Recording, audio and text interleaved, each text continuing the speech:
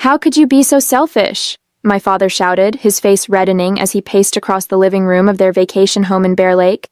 Your sister needs that money for her new business venture. You have more than enough. I stood there, stunned into silence, my hand still clutching the property tax bill I'd just been ambushed with. What was supposed to be a casual Sunday dinner had turned into an interrogation about why I wasn't pulling my weight anymore. My name is Louise Walsh, and at 33, I've built a successful career as a self-taught day trader. I wasn't born into money. Everything I have, I've earned through countless sleepless nights studying market patterns and making calculated risks. For the past 5 years, I'd been quietly paying the property taxes on my parents' vacation home, covering my younger sister Megan's car payments, and funding family vacations without complaint. It was my way of giving back to the family that raised me. Or so I thought. Dad, I've been paying for everything for years, I finally managed, my voice steadier than I felt. The property taxes, Megan's business trips, Mom's medical bills that insurance didn't cover. I've never asked for anything in return, but I can't keep doing this forever. My mother sat silently on the couch, her eyes fixed on her hands folded in her lap. She wouldn't look at me, and that hurt more than my father's shouting. We gave you everything growing up, Dad continued, ignoring my words entirely. And now that we need you, you're abandoning us, while your sister is trying to make something of herself? That's when I noticed the envelope on the coffee table, partially hidden under a magazine. The corner of an official-looking document peeked out, and I could make out the words Trust Fund and Megan Walsh in bold lettering. My stomach dropped. I reached for the envelope before my father could stop me. Louise, that's private, he snapped, but it was too late. I was already scanning the document, my hands trembling as the truth revealed itself in cold, legal language. My father had created a substantial trust fund for Megan. Only Megan. The same father who had told me for years that there wasn't enough money to help with my college tuition, forcing me to work multiple jobs while studying.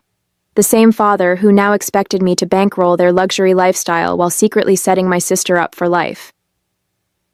When were you going to tell me about this? I whispered, a cold clarity washing over me. My whole life suddenly made sense. The favoritism, the different expectations, the constant demands disguised as family obligation. I knew then that everything was about to change. My father snatched the trust fund document from my hands, but the damage was done. The numbers were seared into my memory.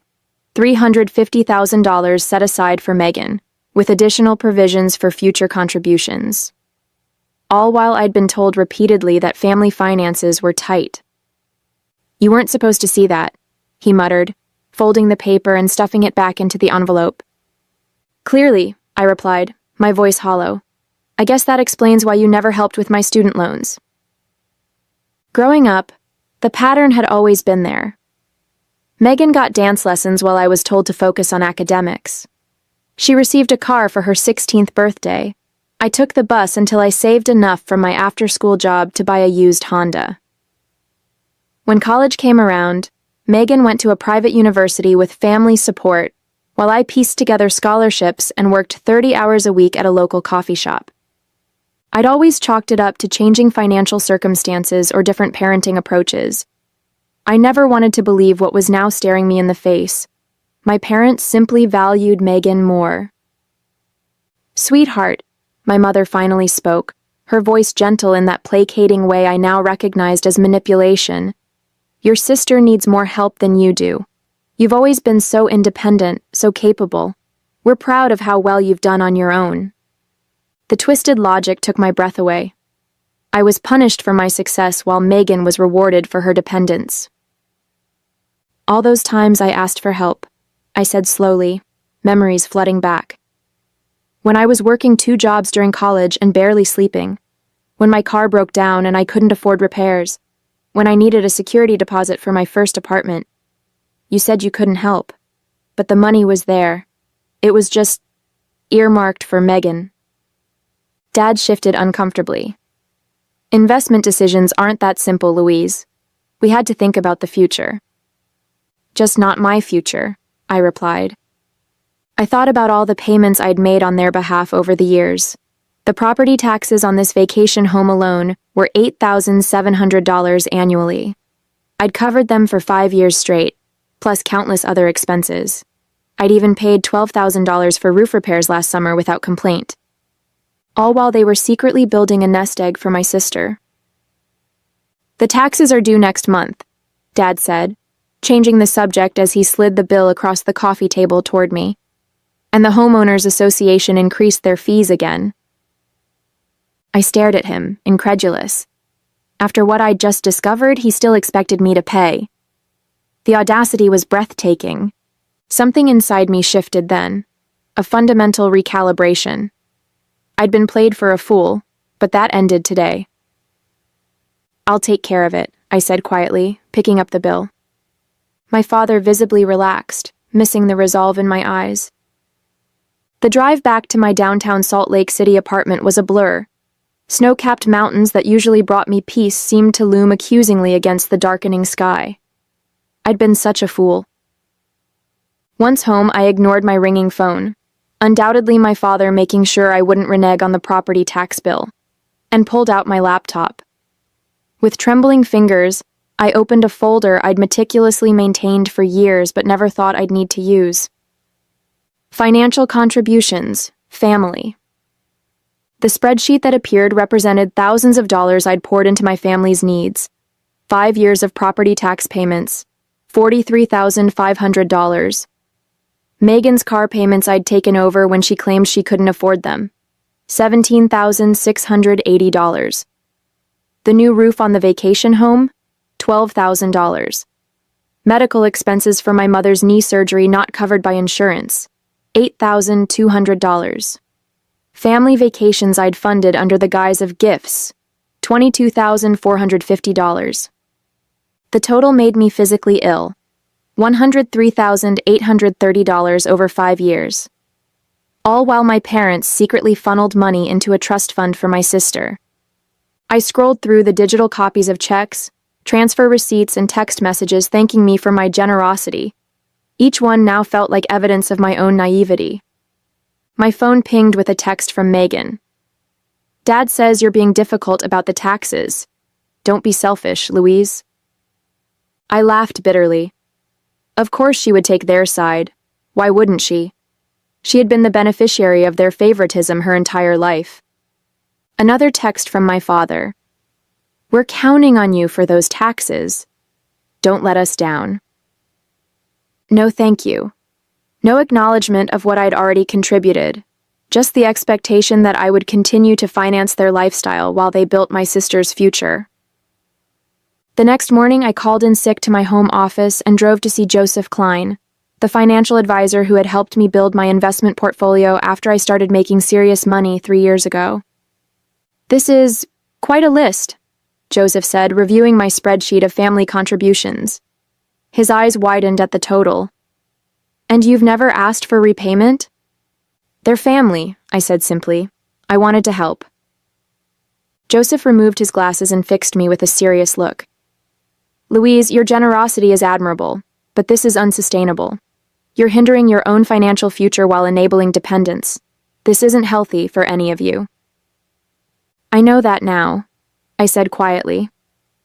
I just discovered they've created a substantial trust fund for my sister while letting me shoulder all these expenses. Joseph's expression darkened.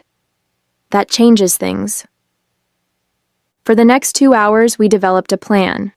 I would need documentation, notarized statements of all my contributions, formal receipts, a complete accounting of everything I'd given. Joseph recommended his colleague, a forensic accountant named Victor Hernandez, who specialized in financial disputes. Are you sure you want to go down this road? Joseph asked as our meeting concluded. Family conflicts over money can get ugly fast. I thought about the trust fund document, about years of being told there wasn't enough to help me while Megan received everything, about the property tax bill my father had pushed across the table with the casual expectation that I would handle it. I'm sure, I said, my voice stronger than it had been in days. It's time they understood exactly what I've been contributing all these years, and what happens when that contribution stops. As I left Joseph's office, I felt something I hadn't experienced in years when it came to my family. Power. 1 week after discovering the trust fund, I sat in Victor Hernandez's office surrounded by stacks of papers. The forensic accountant had been methodically organizing my financial contributions to the Walsh family over the past 5 years. "Your documentation is impressively thorough," Victor noted, sorting through bank statements and receipts. "Most people don't keep records this detailed." My day trading background had instilled good record-keeping habits. Every transaction, every transfer, every expense, all meticulously tracked and categorized. "So what's the total damage?" I asked, steeling myself for the answer. Victor slid a document across his desk. The final tally was even worse than my initial calculations: $118,745. The additional $14,915 comes from interest you've lost by diverting these funds from your own investments, he explained. "Based on your portfolio's performance over this period, that's a conservative estimate." I nodded, feeling a strange mix of vindication and grief. The numbers made the betrayal concrete, undeniable. "What now?" I asked. "That depends on what you want," Victor replied. "If you're seeking legal restitution, we could build a case, though family financial matters can be complicated without written agreements. If you're simply documenting this for your own closure or as leverage in family discussions, we can prepare a comprehensive financial statement." "The second option," I said. "For now." As Victor prepared the documentation, my phone buzzed with text messages. "Dad, haven't received the tax payment yet. Due date is approaching. Megan, Dad says you're being difficult about money. After all they've done for you? Really, Louise?" I silenced my phone without responding. Let them wonder. 3 days later, I received a notarized financial statement from Victor's office. The document detailed every cent I'd contributed to my family over the past 5 years, categorized by recipient, purpose, and date. It included a calculation of lost investment opportunity and a statement from Joseph Klein verifying the legitimacy of the analysis. That same evening, I received a call from my mother. "Louise, your father is concerned about the property tax payment," she began, her voice carefully modulated to hide any tension. "The due date is next week." "I know when it's due, Mom." "Well, will you be handling it? You've always been so reliable about these things." The casual assumption in her voice ignited something in me. 5 years of payments without a single thank you. 5 years of giving while they secretly built my sister's nest egg. "Not this time," I said quietly. A long pause. "What do you mean?" "I'm not paying the property taxes anymore, or any other family expenses." But we're counting on you. The money is already allocated elsewhere." Her voice had a frantic edge now. "To Megan's trust fund, you mean?" The words hung in the air between us. Another long silence. "Your father told me you saw that. Louise, you have to understand." "I understand perfectly, Mom. I understand that I've contributed nearly $120,000 to this family over the past 5 years, while you and Dad have been telling me there wasn't enough money to help with my education or housing. I understand that I've been financing your lifestyle while you've been securing Megan's future." "That's not fair," she protested weakly.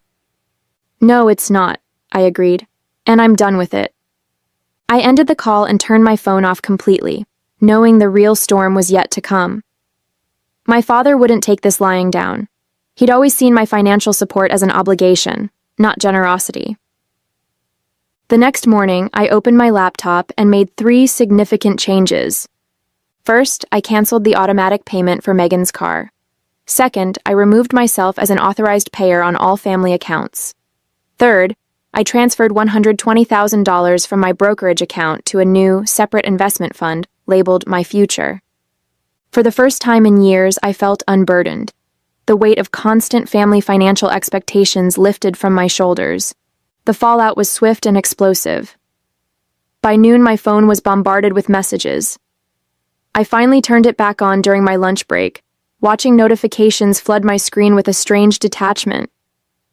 Megan called 7 times before sending a series of increasingly frantic texts. What the hell, Louise? The bank says my car payment was declined.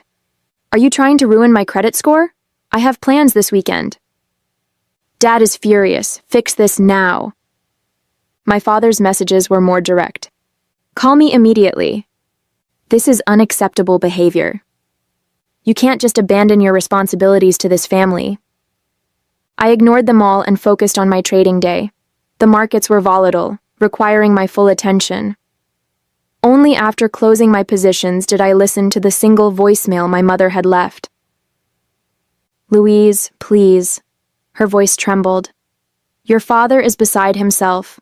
The property tax notice came with a late fee warning. Megan can't make her car payment. She'll lose her vehicle. We don't understand why you're doing this. Whatever's upset you, we can talk about it. Please call us back. No recognition of the trust fund issue.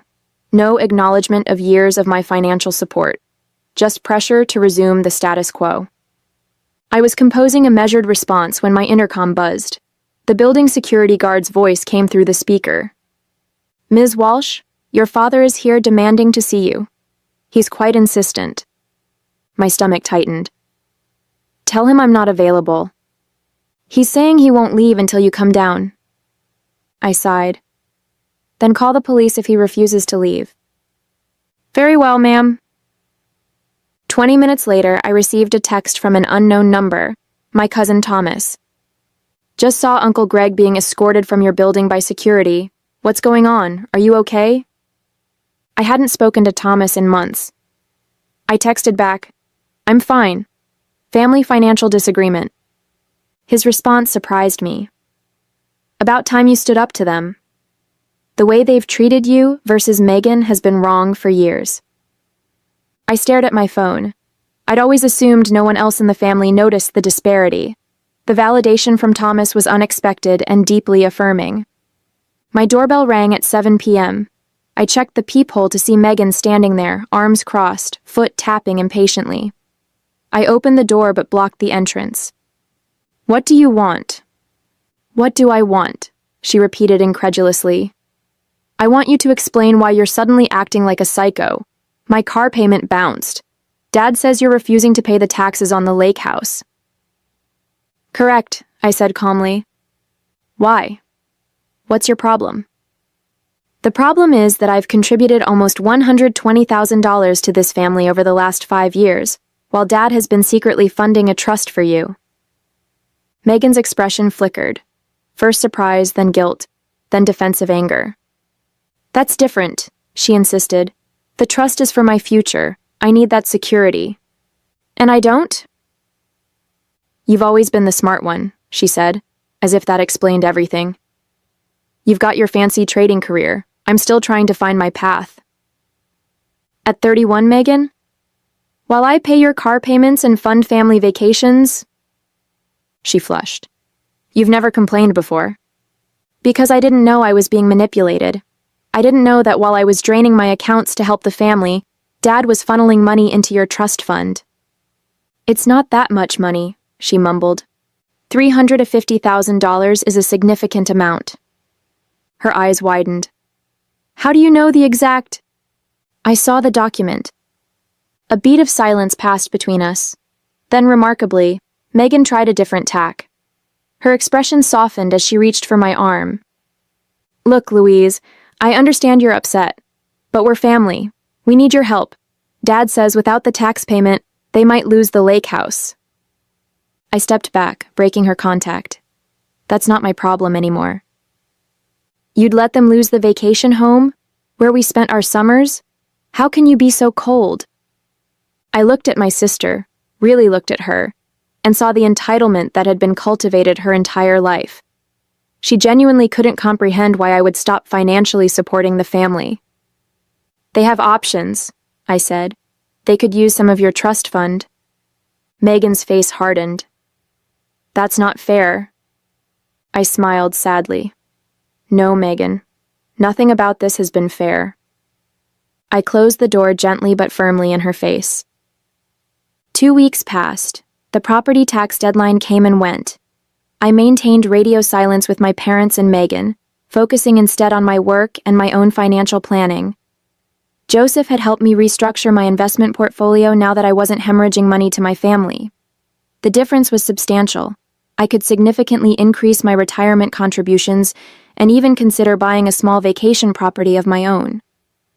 My newfound peace was shattered when I received an email from Uncle Pete, my father's brother. "Louise, what's going on with Greg and the lake house? He's asking me for a $10,000 loan to cover property taxes and penalties. Said something about you refusing to help the family anymore. This doesn't sound like you." I sat staring at the screen, a bitter laugh escaping my lips. So my father was approaching other family members for money rather than touching Megan's sacred trust fund. I carefully composed a reply, attaching a PDF summary of my financial contributions to the family over the past 5 years, along with a brief explanation of the trust fund situation. Uncle Pete's response came within an hour. "Holy hell, Louise, I had no idea. No one did. Greg's been telling everyone how he's struggling to help both his daughters equally. This changes things." The next day, my cousin Thomas called. "Louise, there's something you should know," he said, his voice urgent. "There's a family meeting happening at your parents' house this weekend. Uncle Greg called it to discuss Louise's abandonment of the family. He's trying to rally everyone against you." My stomach tightened. "Thanks for telling me." "There's more," Thomas continued. "I overheard my dad talking to your father. Apparently, they're planning to guilt you into not just resuming payments but covering all the late fees and penalties too. They're framing it as you deliberately damaging the family legacy." The audacity was breathtaking. "Are you going to this meeting?" I asked. "Yes, and so are you," Thomas said firmly. "You need to set the record straight. I'll back you up." I agreed, though anxiety churned in my stomach. Confronting my father with the extended family present would be challenging, but perhaps necessary.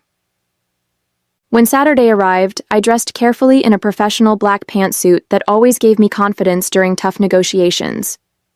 I drove to my parents' house with the complete financial documentation from Victor, including the notarized statements and calculations of lost investment opportunity. The living room fell silent when I walked in. My father stood by the fireplace, clearly in mid-speech. Aunts, uncles, and cousins sat around the room, their expressions a mix of confusion and concern. Megan sat beside our mother on the sofa, both looking uncomfortable. "Louise," my father recovered quickly, "I'm glad you decided to join us. We were just discussing the family vacation home situation." "I'm sure you were," I replied evenly, setting my briefcase on the coffee table. "And I'm sure you provided everyone with all the relevant financial information?" His eyes narrowed. "We're discussing your refusal to meet family obligations." "Interesting." I opened my briefcase. "Because I have 5 years of financial records showing over $118,000 in family obligations I've already met. Money that apparently wasn't available to help with my education or housing, but was somehow available for Megan's trust fund." A ripple of murmurs spread through the room. My Aunt Catherine, always direct, spoke up. "What trust fund?" I looked at my father, giving him the opportunity to answer. When he remained silent, I passed copies of the summary document to everyone in the room. "For the past 5 years, I've paid the property taxes on the lake house, covered Megan's car payments, funded family vacations, and more, totaling nearly $120,000.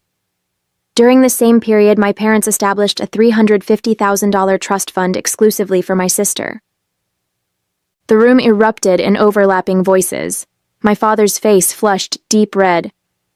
"These are private family matters," he thundered. "Exactly," Uncle Pete interjected, standing up. "Family matters, and in this family we should treat our children equally." I hadn't expected this level of support. As the room divided into heated discussions, my father's gaze locked with mine. In his eyes, I saw something I'd never witnessed before. Fear. The fear of exposure, of his carefully constructed narrative crumbling. And behind that fear, something even more unexpected: respect. The family meeting ended with my father storming out and my mother tearfully following him. Megan sat frozen on the couch, avoiding eye contact with everyone. The rest of the family lingered, processing the revelations. "I had no idea it was this bad," Aunt Catherine said, studying the financial documentation. "Greg always portrayed you as the successful one who didn't need help." Uncle Pete shook his head. "This isn't right. The lake house has been part of our extended family memories for years. If you've been paying those taxes all this time, you should have some ownership stake." I hadn't considered this angle. The vacation property was titled solely in my parents' names, despite my significant financial investment in it. "I don't want the house," I explained. "I just want them to recognize the unfairness of the situation." Thomas placed a hand on my shoulder. "Recognition isn't enough, Louise. There should be consequences." 3 days after the family meeting, my phone lit up with a text from my father. No apology, no acknowledgement of wrongdoing, just 4 terse words. "The property taxes are due." I stared at the message, incredulous at his audacity. After everything that had been revealed, he was still treating me like his personal ATM. That evening, I received an unexpected call from my mother. "Louise," her voice was hesitant, "your father isn't handling this well. The lake house means everything to him." "More than treating his daughters equally?" I asked. Her silence was telling. "Mom, I've contributed nearly $120,000 to this family. Dad created a $350,000 trust fund for Megan without ever offering me similar support. The disparity is glaring." "I know," she admitted quietly. "I've always known it wasn't right, but your father makes the financial decisions." I finished for her. "I understand. But this is where it stops." The next morning, I texted my father back with a single attachment, a photograph of the complete notarized financial record of my contributions over the past 5 years, with the total circled in red. No accompanying message was necessary. The documentation spoke for itself. An hour after sending the photo, my phone rang. I expected my father's angry voice, but instead heard Megan's. "Louise?" She sounded shaken. "Dad just showed me all the documentation you sent. Is it really that much? Over $118,000? "Yes, it is," I confirmed. "Every penny documented and verified by a forensic accountant." There was a long pause. "I had no idea," she said finally. "Dad always told me you were helping a little here and there because you had extra money. He never said you were covering major expenses while he was building my trust fund." Her voice cracked on the last words. For the first time, I heard genuine remorse from my sister. "Louise, I don't know what to say. I feel terrible." "It's not entirely your fault," I conceded. "Dad created this situation." "But I benefited from it," she said. "And I never questioned it. I just assumed I deserved the help." Another long pause followed. Then Megan surprised me. "I'm going to fix this," she declared. "It's not right." Before I could ask what she meant, she hung up. The next day, I received formal documentation from my father's attorney. The property taxes on the lake house had been paid in full, along with a legally binding amendment to the ownership. I now owned a 25% stake in the property. Attached was a note from the lawyer explaining that Megan had insisted on using funds from her trust to cover the taxes and legal fees for the ownership transfer. My phone buzzed with a text from my father. This wasn't necessary. Family helps family. I didn't respond. His message revealed that he still didn't understand, or refused to acknowledge, the fundamental unfairness of his actions. Minutes later, another text arrived. This one from my mother. "Your father is struggling with this, but I want you to know I'm proud of you for standing up for yourself. I should have done the same years ago." That evening, Megan called again. "I've asked Dad to split the trust fund equally between us," she said. "He refused at first, but Uncle Pete and Aunt Catherine backed me up. He's meeting with his financial advisor tomorrow to make the arrangements." I felt a weight lifting, not because of the money itself, but because of what it represented. Acknowledgement, Fairness. Respect. Thank you, Megan, I said sincerely. No, she replied. Thank you for finally making us face the truth.